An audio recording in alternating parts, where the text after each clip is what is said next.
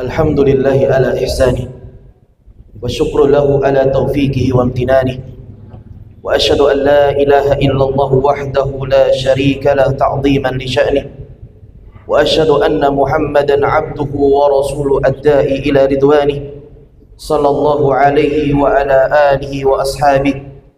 قال الله تعالى في القرآن الكريم: يا أيها الذين آمنوا اتقوا الله حق تقاته ولا تموتن إلا وأنتم مسلمون. وقال رسول صلى الله عليه وسلم: النكاح من سنتي فمن رغب عن سنتي فليس مني. Para hadirin yang dirahmati oleh Allah Azza wa Jalla, yang paling utama dan terutama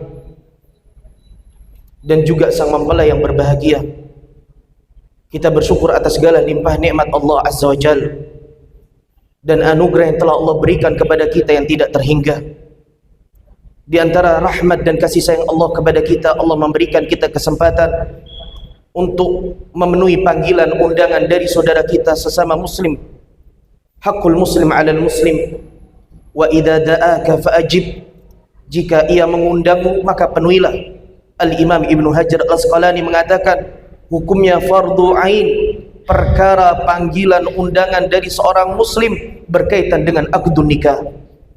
Maka kita memohon kepada Allah Azza wa Jalla sebagai bentuk ketaatan kita kepada Allah dan Rasulnya, agar Allah membalas kebaikan, surga dan pahala dan ridhanya kepada kita semua. Dan benar-benar ini semua karena Allah Subhanahu wa taala, ikhlas murni ibadah hanya untuk Allah Subhanahu wa taala. Para hadirin yang dirahmati oleh Allah dan sang mempelai yang berbahagia, izinkan di waktu yang singkat ini saya memberikan sebuah nasihat tentang kaitannya tentang pernikahan dan bab rumah tangga. Demi Allah, tidak ada nasihat yang terbaik, motivasi yang terbaik, melainkan kita sebagai hamba Allah mengembalikan semua perkara kepada Al-Quran dan Sunnah di atas pemahaman para sahabat. Karena itu adalah petunjuk, itu adalah pedoman, itu adalah jalan kebaikan dunia dan akhirat. Oleh karena itu jamaah rahmatullah, di antara nasihat yang paling indah dan dahsyat pengaruhnya dalam kehidupan kita, firman yang familiar, surat yang kita hafal bersama-sama. Seandainya seseorang ingin menghafal dan merenungi dan mengamalkan surat ini, niscaya kehidupannya penuh dengan kebaikan dan keberkahan, yaitu surat Al-Asr. Wahai sang mempelai yang bernama Fuad Hasan, Fuad Hasan, hafidhakallah, Anda hafal surat Al-Asr? Enggak hafal. Wal 'asr innal insana lafi khusr illa alladhina amanu wa 'amilus salihat wa tawasaw bil haqqi wa tawasaw bis sabr. Kata Allah Subhanahu wa taala di dalam ayat surat yang singkat ini memiliki kandungan yang begitu dalam sebagai perjalanan kehidupan kita jika kita ingin keselamatan. Kata Allah, Allah bersumpah dan demi masa, sesungguhnya semua manusia, kita semua, saya dan Anda, semuanya dalam kerugian, berpotensi menjadi hamba yang rugi. Namun Allah Subhanahu wa taala di ayat berikutnya mengatakan, kecuali ada hamba-hamba yang memiliki kriteria, sifat, kepribadian yang Allah selamatkan dari kerugian tersebut. Allah sebutkan di dalam ayat ini ada 4 kriteria. Illal ladzina amanu, yang beriman kepada Allah, yang beramal saleh, dan amal saleh ini buah dari iman, dan kemudian ia bersabar untuk senantiasa menasihati di atas kebenaran dan menasihati di atas kesabaran. Ini 4 kriteria, wahai Fuad, hafidhakallah, dan para hadirin yang dirahmati oleh Allah Subhanahu wa taala. Ini nasihat yang begitu luar biasa dari Allah Azza wa Jalla, sehingga Al-Imam Asy-Syafi'i rahimahullah mengatakan, inna hadhil ayah law tadabbara an-nas fi hadhihi surah lawasa'athum aw lakafathum. Kalau seandainya manusia mau merenungi dan memahami kandungan ayat ini, maka cukup ayat ini sebagai pedoman hidupnya, sebagai rule perjalanan untuk kehidupannya. Maka jamaah dirahmati Allah, khususnya Fuad, pelajari dan renungi dan amalkan apa yang ada di dalam ayat ini. Lihatlah Al-Imam As-Sa'di rahimahullah di dalam kitab Karimur Rahman mengatakan, Allah berbicara di dalam surat ini semua orang rugi secara umum, tidak dibatasi oleh sesuatu apapun kecuali orang yang beriman dan beramal saleh, dan juga menasihati dalam kebenaran dan kesabaran. Maka ia akan selamat dari neraka Allah, azab Allah, dan ia akan hidup bahagia di dunia dan di akhirat. Maka kalau kita berbicara tentang rumah tangga yang ideal, pasti semua orang mengatakan rumah tangga yang bahagia.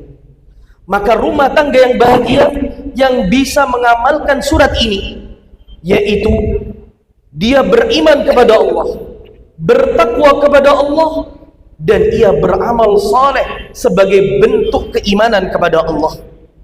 Dan iman itu tidak akan muncul wahai Fuad, dan amal saleh tidak akan terrealisasikan dalam kehidupan kita kecuali dengan ilmu yang barakah.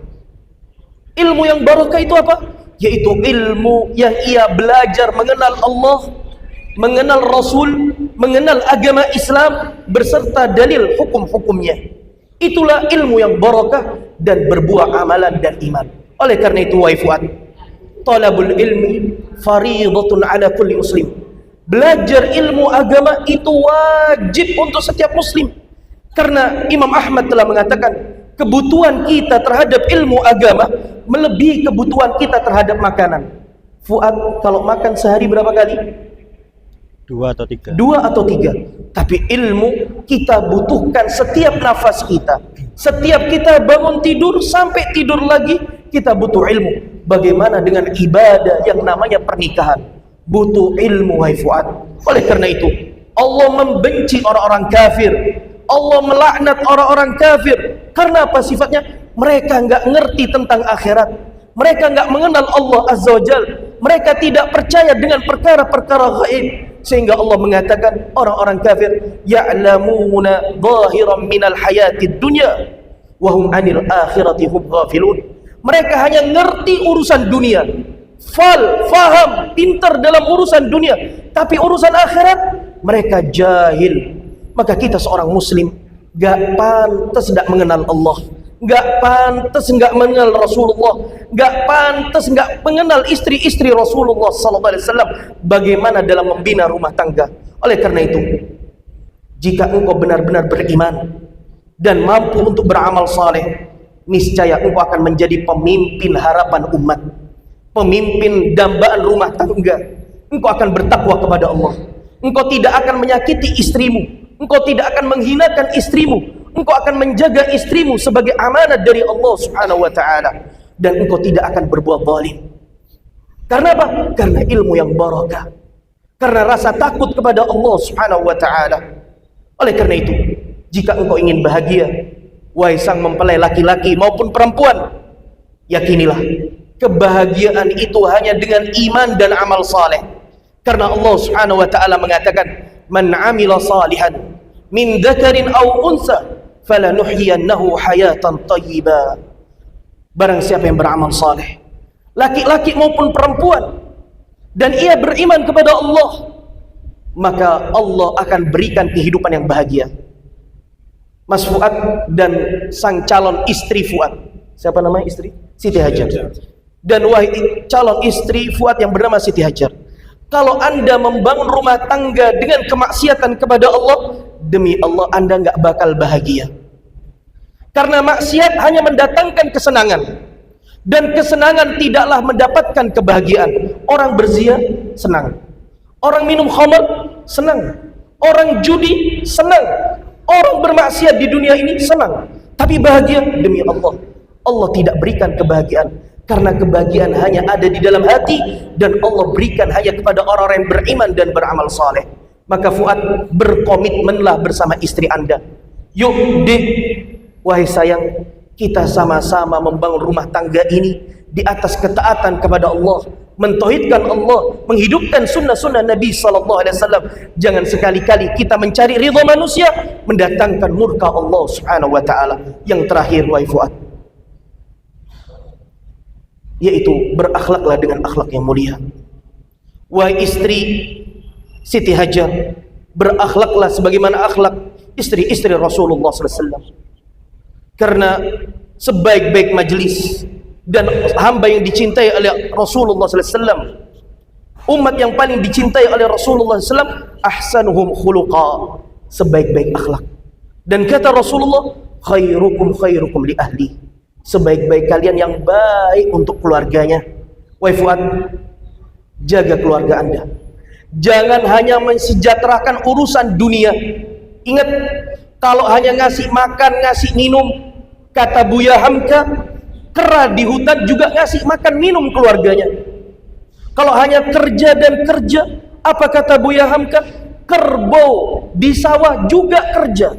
Engkau adalah manusia yang beriman, engkau adalah manusia hamba Allah yang memiliki visi mengajak keluarga Anda menuju surga Allah Subhanahu wa taala. Oleh karena itu, Nabi Ismail, Nabi Sulaiman dipuji karena apa? Karena akhlak mengajak keluarganya ke surga Allah. Kata Allah Subhanahu wa taala, "Wa kana ya'muru ahlahu bis-shalah waz-zakah wa kana 'inda rabbih mardiya." Para nabi, mereka mengajak keluarganya, memerintahkan untuk mendirikan salat. Jaga salat, wahai Fuad. Ajak istri untuk mendirikan salat. Demi Allah, rumah tangga enggak bakal memiliki cahaya kalau rumah tangga sudah meninggalkan salat. Rumah tangga akan hancur dan keram kalau ia meninggalkan Allah Subhanahu wa taala. Jaga salat, ajak istri, ajak anak untuk mendirikan salat untuk meraih ridha Allah Subhanahu wa taala. Semoga kita menjadi hamba-hamba Allah, suami-suami yang tidak egois, yang ingin baik sendiri. Kita termasuk di dalam firman Allah yang menyelamatkan keluarga kita dari neraka Allah. Ya ayyuhalladzina amanu qu anfusakum wa ahlikum nara. Wahai orang yang beriman, selamatkanlah diri kalian dan keluarga kalian dari neraka Allah. Ini menunjukkan dalil bahwasanya Islam tidak mengajarkan diri kita untuk masuk surga sendirian, tapi Islam mengajarkan kita untuk masuk Islam bersama orang-orang yang kita cintai, keluarga kita, teman kita, sahabat kita, dan seluruh manusia. Kita berharap semoga mereka semua dikumpulkan oleh Allah di tempat yang barakah ini, dan kita dikumpulkan di dalam surga Allah Subhanahu wa taala.